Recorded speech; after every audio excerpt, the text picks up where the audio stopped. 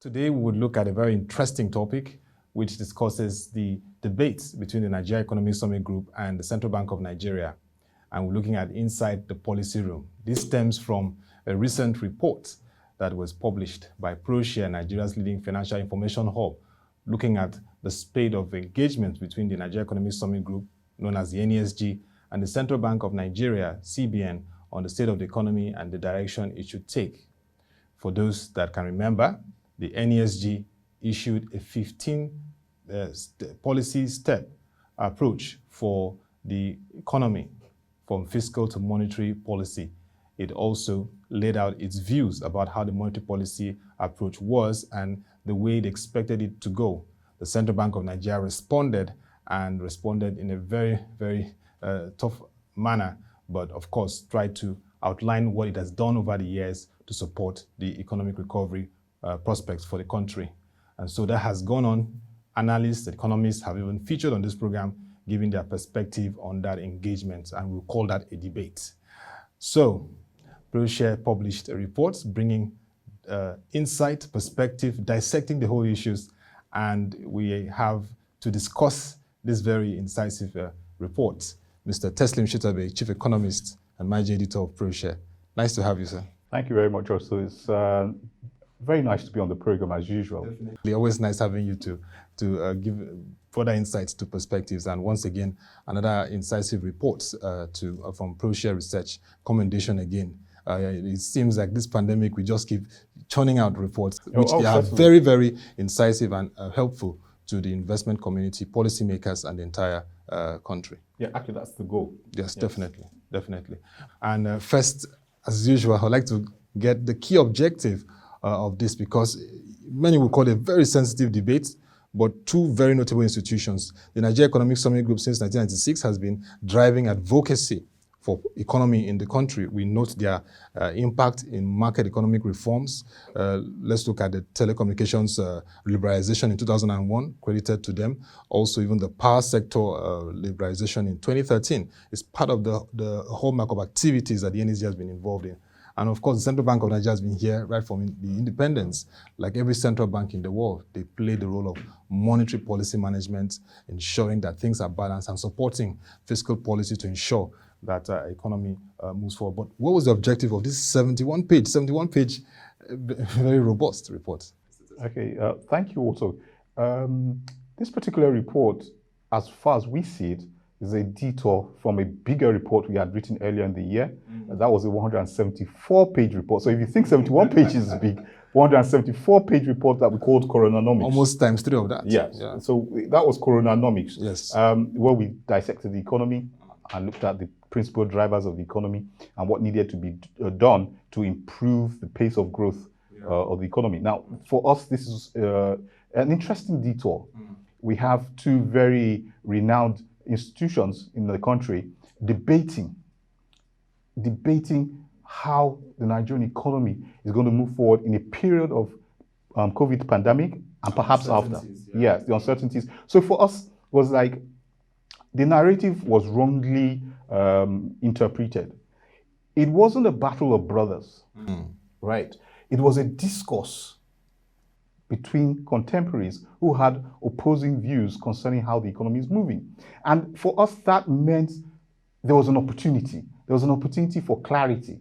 We wanted to see where the economy is, where it could be, and how it's going to get there. And so Proshare, as its habit or culture, decided that, okay, what are the facts? Beyond the sentiments, beyond the dramatics, the facts. Yes, what are the facts? Yes. Data. And then, so as we always do in Proshare, we say, in God we trust. Every other thing is data. So what does the data say? Yeah. Who is right, who is wrong, doesn't really matter as much as what is right and what is wrong.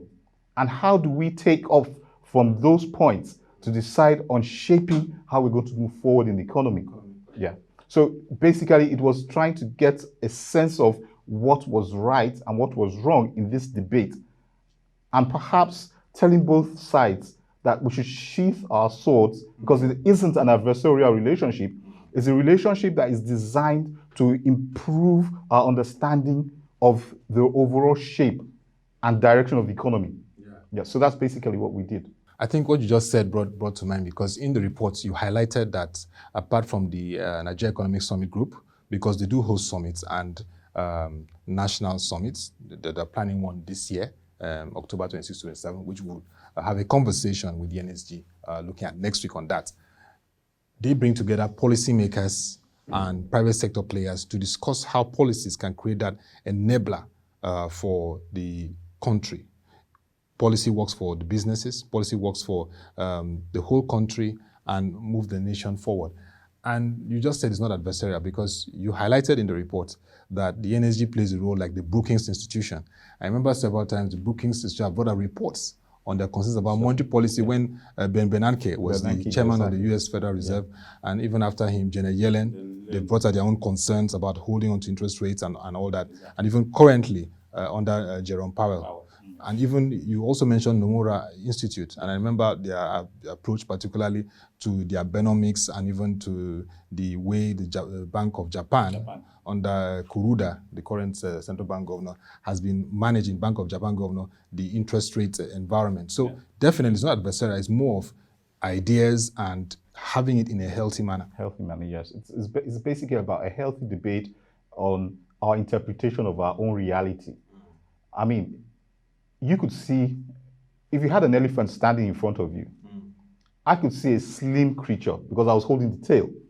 Another person could see a long thing that is thick because he was holding the trunk.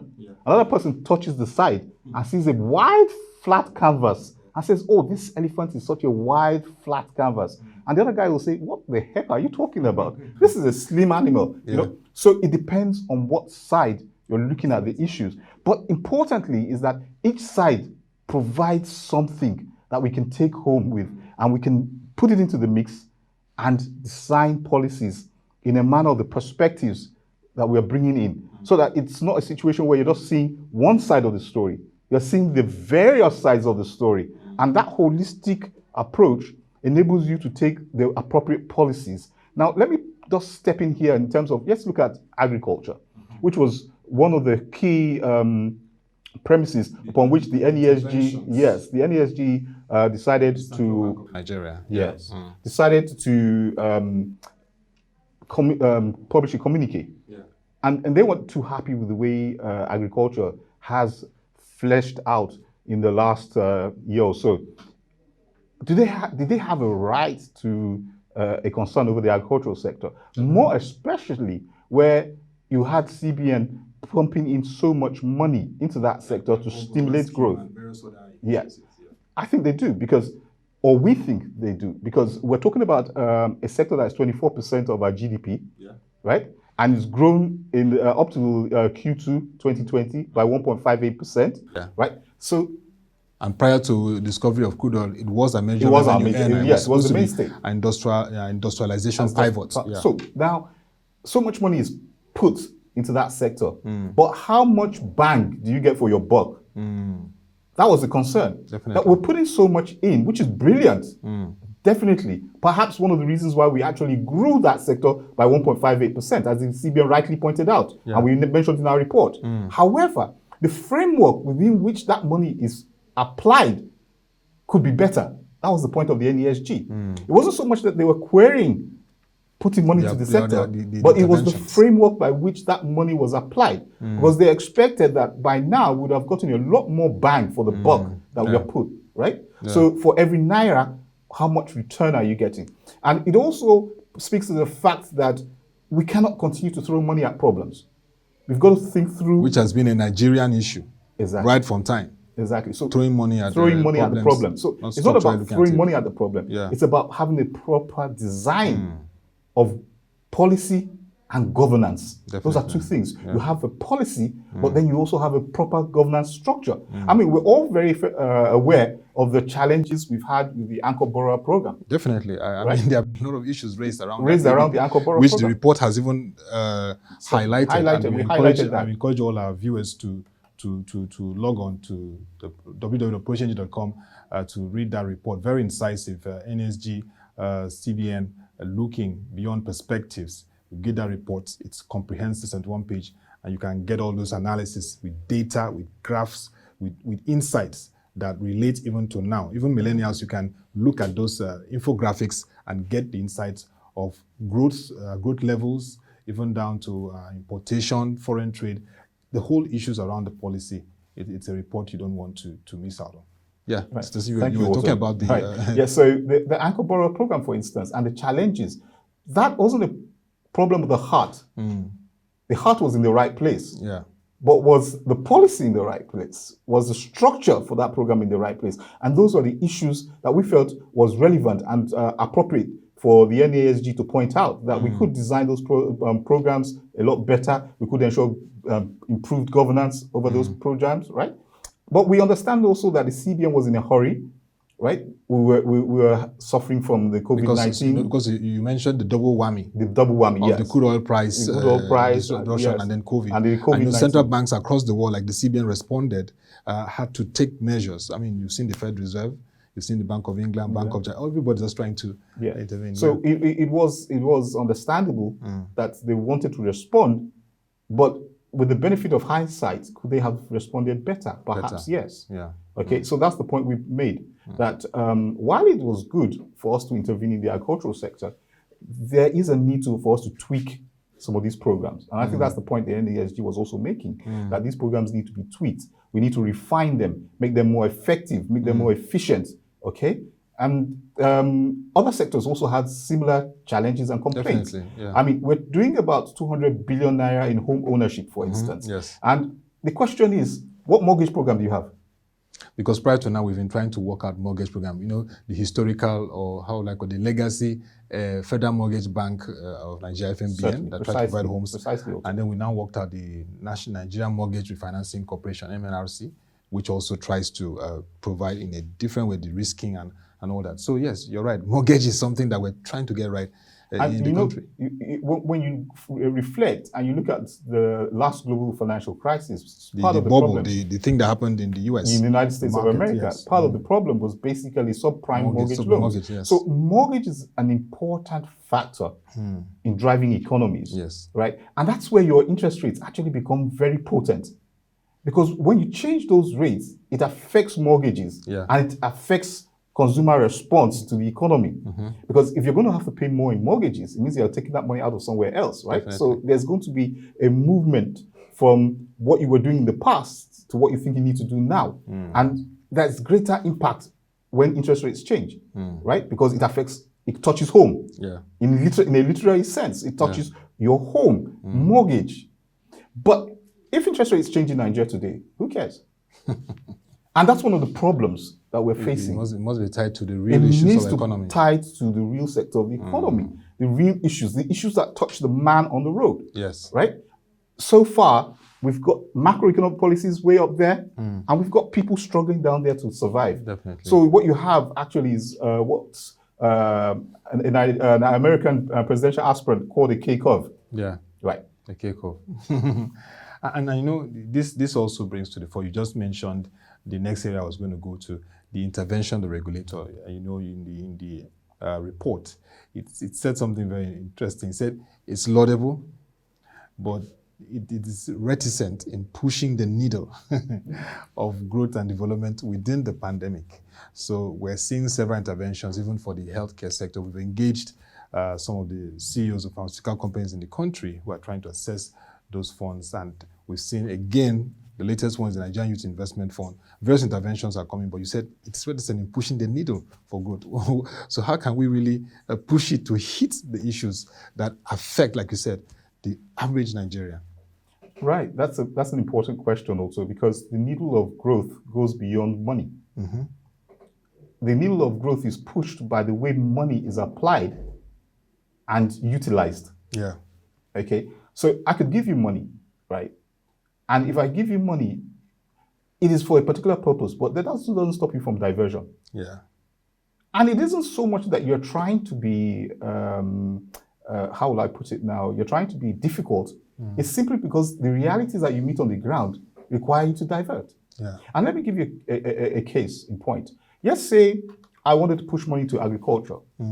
I can't get into my farms. Why? Because I'm afraid of my life. What's the point in me going into the farm? Security challenge. That is not the remit of the CBN. That's where I had a bit of a difficulty with the NESG report when it talked about security. Security is not the remit of the CBN, although it is important to ensuring that the CBN can push the needle forward. Because once you have security, more people will go to the farms, especially in the middle farm belt of the country, and then we can increase agricultural output. Definitely. Right? So what we're saying is that you have to have those other complementary aspects of governance in place for economic policy to actually work. If you don't have them in place, you're going to be pushing money at issues and you're not going to get anything or get very little out of it, right? Because if I give you money and you can't use the money for the purpose of which I gave you, you're most likely to divert it to something that is less impactful. Which is part of the abuse we heard in the reports, like we talked about, of various interventions. I mean, not just now, but over time. We've had this issue of abuse of intervention, which is not really helping. So, of course, there has to be synergy in terms of policy and various other components, like you said, security. I know that agric has to do with agro-processing, agro-industrialization, and then food security. We hear that food security is facing a challenge now because of the insecurity level. So definitely, it's something that has to be By the understood. way, even manufacturing also has a problem. Definitely. Now, you know, when you look at the PMI, so far, you see how the PMI has dropped. Really, and basically, that's understandable because supply chains are a problem. Right? The COVID-19 has created problems for supply chains. So we're not addressing the supply chains, but we're saying we want to give them money. Money to do what? What precisely do they want to do? I mean, I can't get... Even the infrastructure is still a part of the challenge. I can't get my agricultural throughputs to be able to produce the goods that I will perhaps sell, generate income, and repay the loan.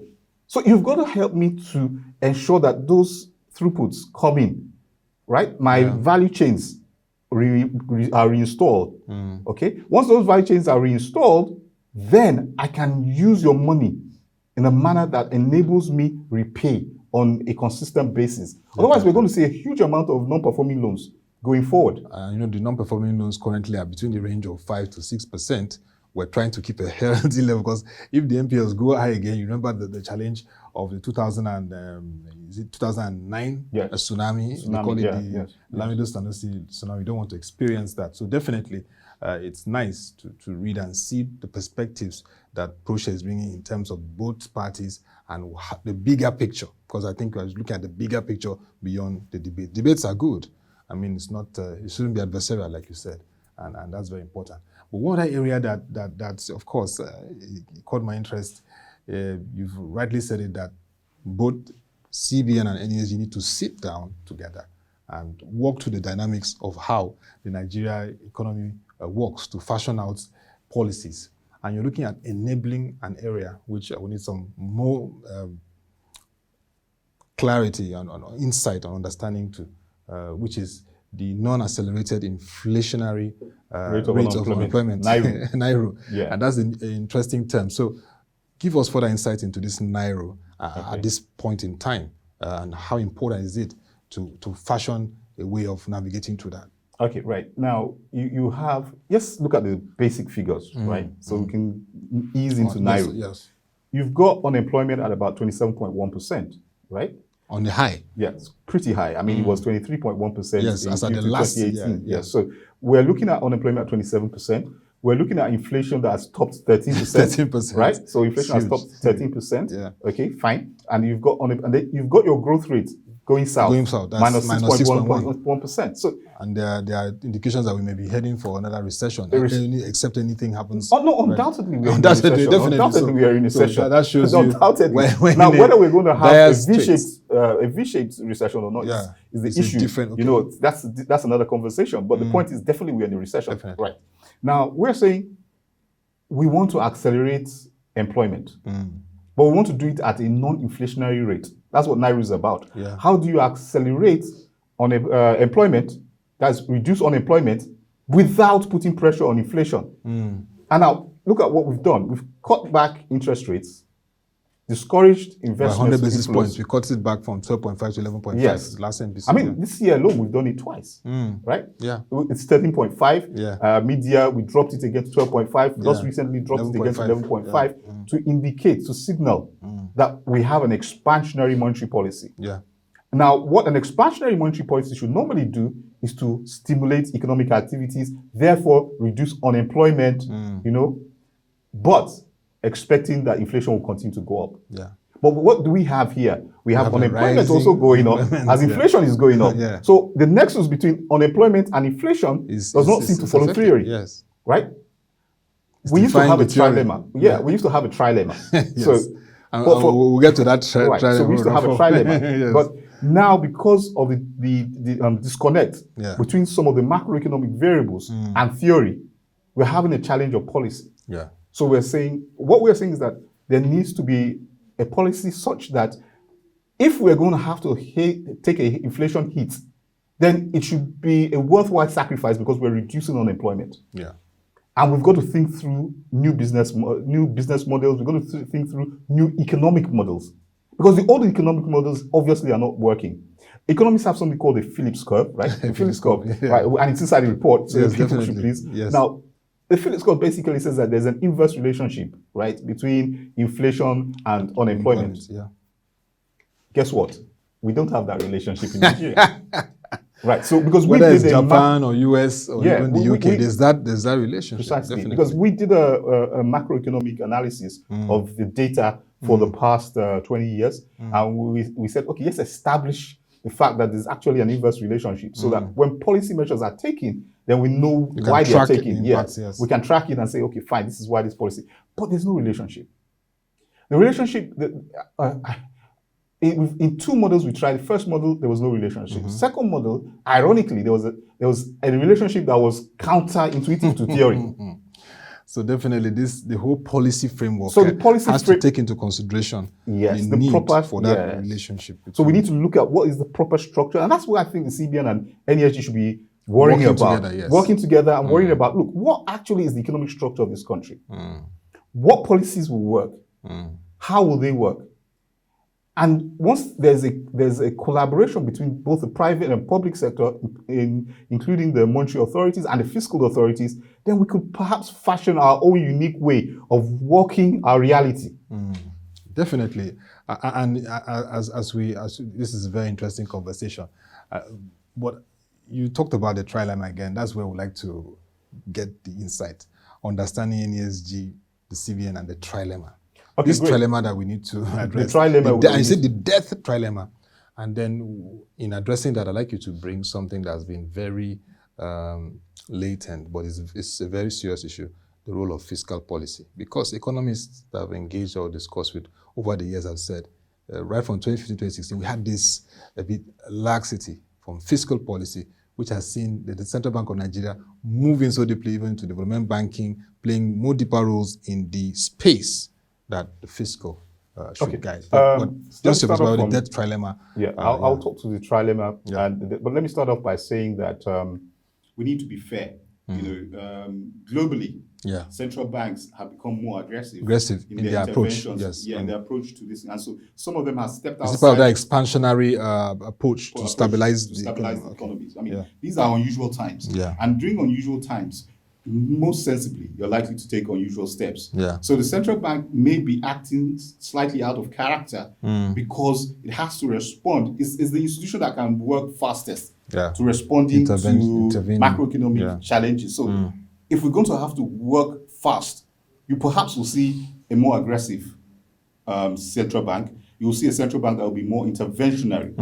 But that does not say that there should be no fiscal framework. Because practical example in the US, while the Fed was making its move, you've seen that even just like yesterday, the economic stimulus plan between the Republicans and Democrats is still on a bit hold, but at least some plan that shows people that, okay, this is how we want to stabilize things still. We cover for the COVID. We've seen the federal government with the economic sustainability plan and then also the 2050 steering committee, all that. But just speak to that debt trilemma and how we can move forward with the policy. I'll come back to this issue, right? So I'll go to the trilemma. Now, standard economic theory says that you're likely to have in an economy three problems. You're going to have a problem of employment, you're going to have a problem with inflation, okay? Then you're going to have an exchange rate problem. Yeah. So those are the tripods. And that's the three levels we are facing. Yeah, so those are the tripods. So that's why we talk about a trilemma. Yeah. Guess what? That theory is dead. Now, the reason basically because in Nigeria, because when he says there's, I have to be sure that it's Nigeria. Yeah. In Nigeria, because basically what has happened is first COVID-19 has created circuit breakers, which has prevented economic responses by economic agents, in the manner of the traditional textbook economics. Yeah. Economic agents are not working that way, right? So because they're not working that way, therefore you are seeing a situation that the normal logical progression of policy to activity and action is not taking place. You have, therefore, the trilemma. Yeah. Now, let's look at it from this perspective to give some perspective to everything. Let's look at it like this. If I decided that I want to take on inflation, I'll cut back money supply. Yeah. I'll reduce the amount of money in the system. Circulation. In circulation, right? But if I reduce the amount of money in circulation, guess what? Interest rates go up. And if interest rates go up, the manufacturers get hurt. Yeah. The manufacturers get hurt, they lay off workers. So I haven't. So you're not addressing the unemployment. But if interest rates go up, foreign investors seeing the superiority of my rates over rates in other climes are likely to bring money in. Yeah. Right? So I improve my exchange rate. Yeah. So I improve my exchange rate, right? I address inflation, but I have a problem with unemployment. Yeah. Now, let's say I go the other way around. And I say, okay, you know what? I couldn't be bothered about inflation. I want my people to have jobs. So I pump money into the system. Yeah. Okay? Brilliant. Interest rates come down. Manufacturers have lower costs of finance. And they say, oh, we're so happy. This is lovely. I mean, this has reduced our costs. We are more competitive. And therefore, we need more workers. So they bring in the workers. But because I have so much money chasing the dollar, the pound, the yen, the exchange rate drops. Yeah. Right? So my import cost goes up. And that affects the whole system again. Yeah. So that is the trilemma that usually we talk faces, about. Yeah, but guess what? CBN has, out of 3.5 trillion naira intervention funds, is looking at putting 1 trillion naira into manufacturing. Now, I hit manufacturing with 1 trillion naira. Normally, interest rates should go down, right? And therefore, as I had said earlier, you expect an increase in employment. But it won't happen. Why? One of the reasons is that, first and foremost, the manufacturers are having problems with bringing in resources. Yeah. Their inputs, their raw material inputs are not going to be able to come. So no matter how much money you pump into the place, it doesn't stop. Aside the logistics issues and even the infrastructure. The logistics and the infrastructure, I'm not going to be able to produce more. Right? Then there will be domestic inflation.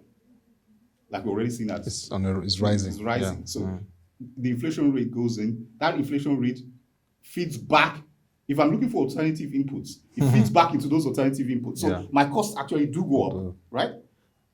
Funny enough, as CBN puts more money in the system, the deposit rates go down, but the lending rates stay up. So the lending rates don't go down in significant percentage to trigger lower costs of finance for manufacturers. So which burdens them and of course affects the intent of which is given. So we are seeing a trap. We're in a trap where no matter how much you put in as monetary policy, you're not likely to get as much bang for the buck you're putting in. Yeah. And that's where it is crucial that where monetary policy is at its Netherlands of opportunities that it can use to push the economy forward, where do we resort to? Typically, it's fiscal policy. Fiscal policy, yeah. It's the fiscal policy. And that's why I agree with your earlier submission that we have been a bit reticent in moving the growth needle forward by not allowing fiscal policy to shape growth a lot better. I mean, if you go back to primary Keynesian economics, it's about fiscal policy. Yeah, fiscal. Right? You have a huge budget. Productivity, economic activity. Economic activity, and people get employed. Yeah. In fact, John Maynard Keynes says that it's not bad when you pay a man to dig a hole and fill the hole in a recession. I mean, just to make just productivity happen, and exactly. we can see how some leaders are taking it. But that in Nigeria could also be dangerous. Yeah. because we're beginning to see a very large debt service ratio. Yeah. We're borrowing a lot for recurrent expenditure. And that's not good because our fiscal stability is being jeopardized. Yeah. So. Definitely. So in 1 minute, what will be your closing thoughts on this and the way forward in terms of activating that policy framework that can address the trilemma and give us some headway amidst this double whammy of a global crude oil price uncertainty and the COVID-19 disruption?